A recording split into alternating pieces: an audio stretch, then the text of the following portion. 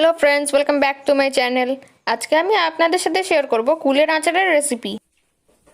এখানে নিয়ে নিয়েছি 1.5 কেজি কুল। কুলটাকে ফাটিয়ে 2 দিনের জন্য রোদ খাইয়েছিলাম।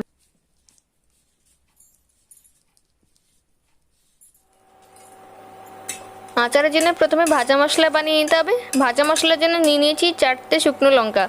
শুকনো লঙ্কাগুলোকে হালকা ভাজা ভাজা করে নেব। এবার দিয়ে দিচ্ছি 2 চামচ গোটা জিরে আর 1 চামচ মৌরি। এগুলোকে এবার শুকনো খোলায় ভেজে নেব।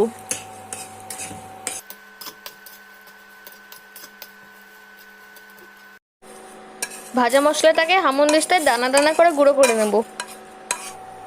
কড়াইতে দিয়ে দিচ্ছি তেল। তেল গরম হয়ে গেছে, দিয়ে দেবো 2টো শুকনো লঙ্কা। শুকনো লঙ্কাটাকে অল্প নাড়াচাড়া করে নেব। শুকনো লঙ্কা ভাজা ভাজা হয়ে গেছে, এবার দিয়ে দেবো 5 ফোড়ন।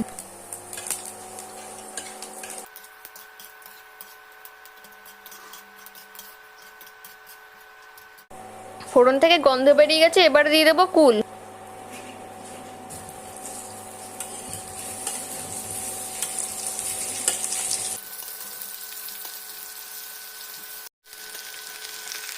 কুলগুলোকে 5 থেকে 7 মিনিটের জন্য ভালো করে ভেজে নিতে হবে।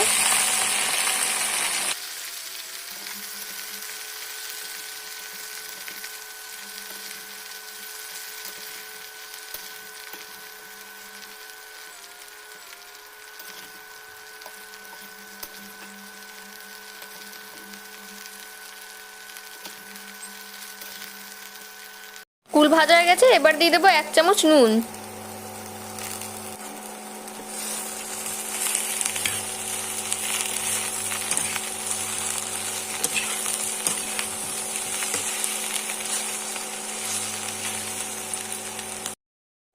এবার এখানে দিয়ে দেবো 500 গ্রাম গুড়।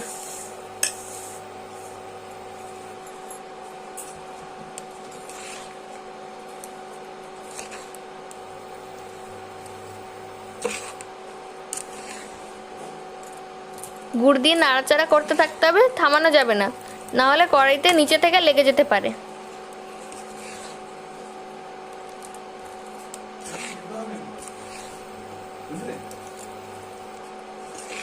ভিডিওটা ভালো লাগলে লাইক করবেন, শেয়ার করবেন আর চ্যানেলটাকে সাবস্ক্রাইব করবেন।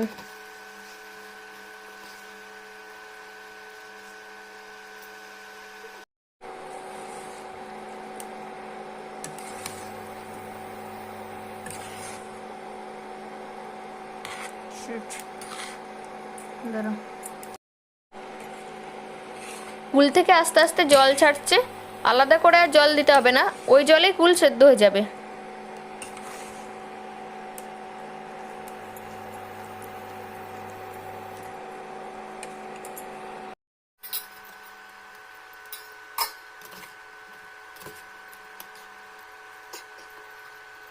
ঢাকা দিয়ে 15-20 মিনিটের জন্য হতে দিতে হবে। ঢাকা সরিয়ে মাঝে মাঝে নাড়াচাড়া করে দিতে হবে যাতে নিচে থেকে লেগে না যায়।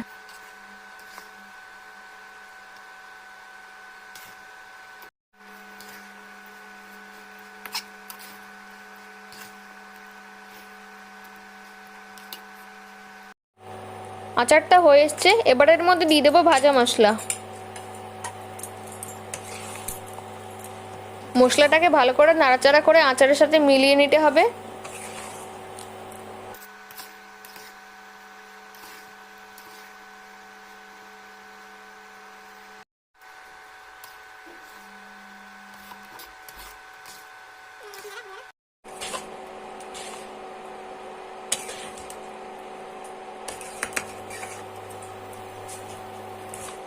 আচারটা মাখা মাখা হয়ে গেছে, তৈরি আমাদের কুলের আচার।